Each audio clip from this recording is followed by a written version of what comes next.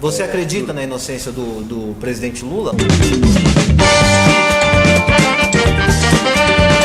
Bom, nós estamos aqui, você que acompanha o site Bastidor Político, ao meu lado, o vereador Williams Bezerra, vereador à prova de bala, blindado. Tudo bem, vereador? Tudo bem, você? Primeira vez que eu estou te entrevistando, eu te entrevistei no Repórter Diário, né? Não, no Repórter Diário e na eleição, né? Quando eu depois que eu fui eleito. É verdade, tá certo, é verdade. Terceira vez, então. Terceira vez, hein, cara? Pedindo música já. É.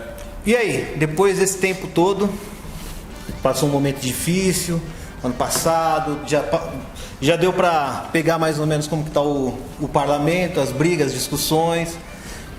Qual a tua visão da sua experiência aqui dentro da casa? Foram 2 anos importantes, Samuel. Foram 2 anos bacanas, 2 anos de muito embate. Nosso mandato sempre como oposição ao governo Paulo Serra e aos desmandos, né? E o sucateamento aí da máquina pública por falta de habilidade política para tratar. Então o nosso papel é fazer oposição, fiscalizar, e esses 2 anos foram 2 anos de muito embate, né? Primeiro ano a gente tem uma marca registrada que ficou com o fechamento das unidades de saúde. E o segundo ano veio toda essa questão do IPTU, veio toda essa questão do sucateamento de uma maneira geral da saúde, da Secretaria de Obras, a manutenção da cidade, a falta de transparência do governo, a estratégia de comunicação populista e sem nenhuma ação efetiva na cidade. Então a gente está para o enfrentamento. Esse é o terceiro ano do nosso mandato. O ano passado a gente passou essa questão da construção da mesa diretora, foi uma outra dificuldade que nós tivemos. Eu, como vereador do PT, me recusei a votar no presidente do PSDB e a mesa foi composta. E aí na terça-feira teve a sessão que definiu as comissões, onde eu estou participando da comissão de ética e também estou participando da comissão de saúde e meio ambiente, tocando um pouco do que eu vinha fazendo aí o ano passado. Questão de saúde e meio ambiente são marcas aí que a gente está tratando no mandato. Mas a questão da eleição da mesa que você fala, que aí teve a composição PT-PSDB, você está um pouquinho mais à margem do que de uma certa forma a bancada do PT hoje aqui na casa, né? Então, digo a margem no sentido de uma oposição um pouco mais ferrenha do que os outros mesmo. Como foi essa composição para você e a conversa entre você e a bancada? Não houve nenhuma conversa que tratasse sobre a questão da composição da mesa diretora, e o nosso 5º congresso determinou que nós seremos oposição e a gente não ia estar compondo com alguns partidos, entre eles o PSDB. Então foi uma decisão muito do nosso mandato mesmo, de marcar nossa posição. Montei uma chapa que somente votei em vereadores do PT, né? Foi a nossa vontade política, a vontade do nosso mandato foi essa, e a gente avançou nesse sentido. Então eu tenho tocado a vida, né? Na lógica de tentar produzir, construir políticas públicas voltadas para a cidade de Santo André. Tenho feito algumas ações, fiz algumas audiências públicas, né, que a gente avançou aí, e muito demanda, viu? Muito não é a vontade só do nosso gabinete, da nossa assessoria. Teve coisas que foram demandadas pela sociedade civil, né? Então essa audiência pública que acontecerá na segunda-feira, por exemplo, também é uma demanda da sociedade civil do ponto de vista do transporte coletivo.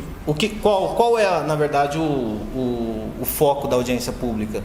São 3 eixos, na verdade. Quando as pessoas questionaram, alguns partidos me procuraram para falar sobre o transporte coletivo da cidade, muita coisa vinha carregada do ponto de vista de discutir sobre a passagem, né? Que eu acho que tem que discutir, eu acho que é alta e a gente precisa achar uma saída para isso. Mas não existe você fazer um debate do ponto de vista da política pública somente questionando a questão da passagem, se a gente não discutir com os 3 principais atores do transporte coletivo da cidade, que são os empresários, são os usuários e são os trabalhadores.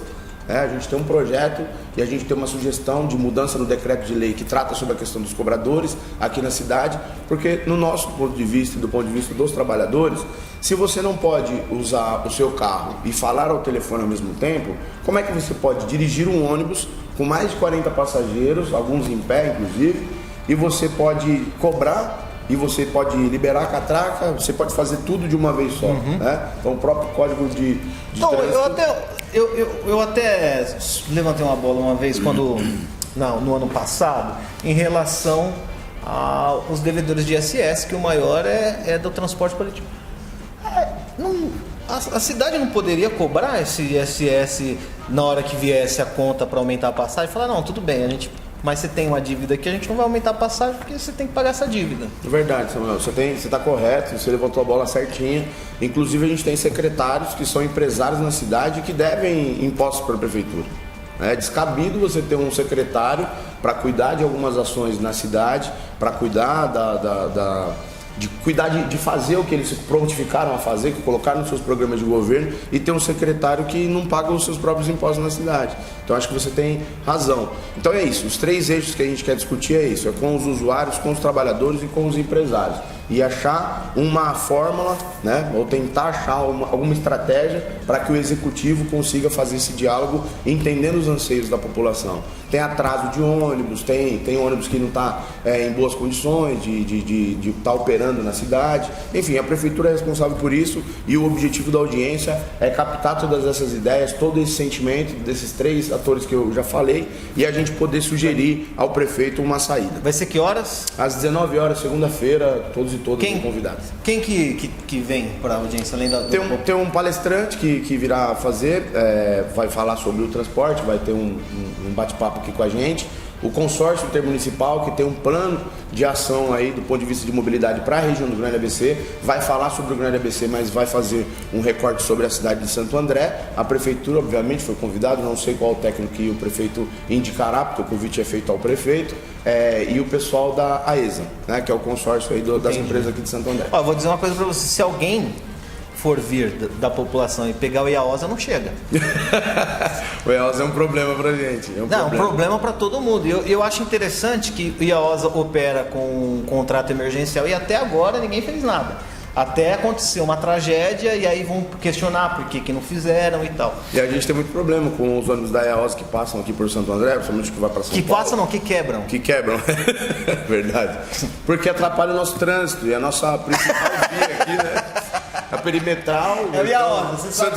Santos Dumont, perimetral, e aí você vai pro centro, aí vira e mexe, a gente passa aqui, tem um IAOSA parado. Um IAOSA, uma galerinha esperando o outro IAOSA.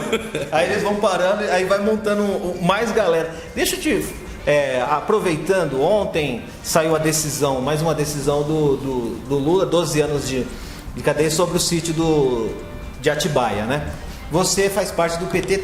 Foi difícil para você esse tempo, você militante do PT, vereador do PT, tá difícil ser vereador do PT ou não? Não digo que seria difícil ser vereador do PT, até porque eu fui eleito numa conjuntura já complexa do ponto de vista da política eleitoral, né? Agora, é doído do ponto de vista familiar, você vê uma pessoa que está presa, um preso político, sem nenhuma prova, e a gente tem que passar por toda essa exposição sem nenhum fundo de verdade, né? Nada foi provado em relação ao Lula, nada foi provado em relação a esse sítio, nada foi provado em relação ao triplex, não existe nenhuma prova, não tem motivo algum para o Lula estar preso, né?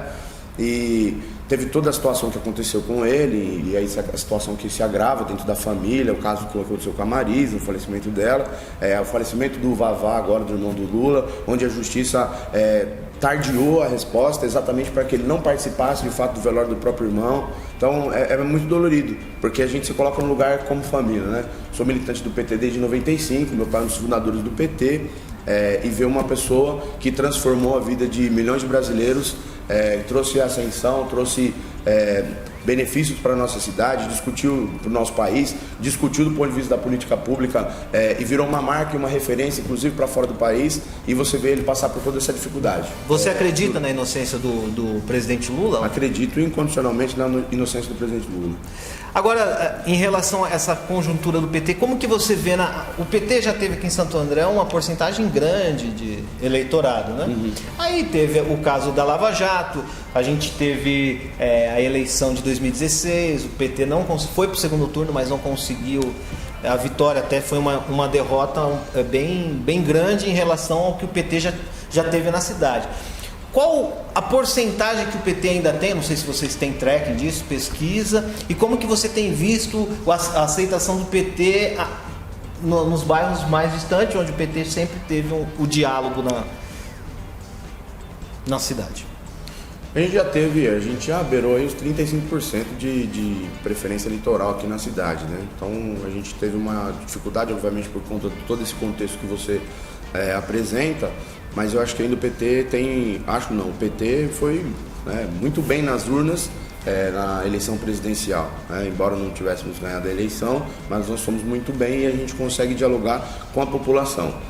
A alternância de poder é natural, então ela acontece, então a gente também tem que aprender a medir de fato onde que a gente está errando e onde a gente quer acertar. Então o PT tem que passar por esse processo de reorganização, obviamente. Tivemos um seminário bacana proposto pelo PT de São Paulo, nosso presidente Luiz Marinho, um seminário onde aponta algumas coisas que a gente possa avançar. Foi um planejamento, foi um dia inteiro numa atividade na quadra dos bancários, então a gente precisa avançar. Agora, só te falo num sentimento muito pessoal.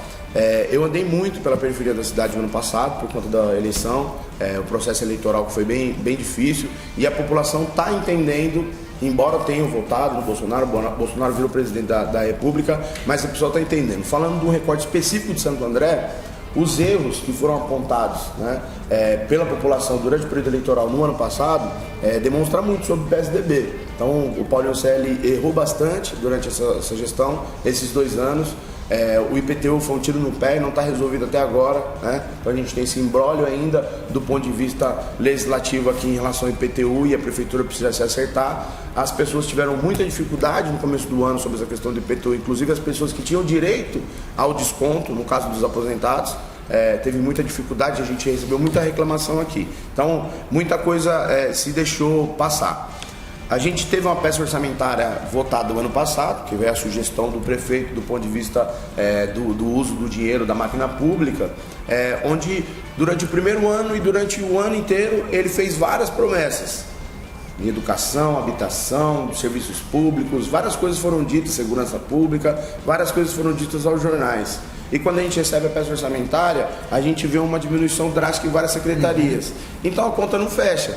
É muito difícil que ele consiga concretizar de fato todas as coisas que ele se prontificou a fazer do seu programa de governo nos 2 primeiros anos de governo, que ele consiga avançar. Então vai ter muita dificuldade nesse sentido, então a gente precisa entender. E já do ponto de vista da Secretaria de Comunicação, ele aumenta os valores, né? Então diminui a educação, diminui a habitação, diminui a inclusão social e aumenta exatamente numa estratégia de comunicação populista que ele tem feito na cidade aí, divulgando coisas que nem estão acontecendo. Mas você acha que o PT tem candidato para conseguir bater o Paulinho Scelli em 2020?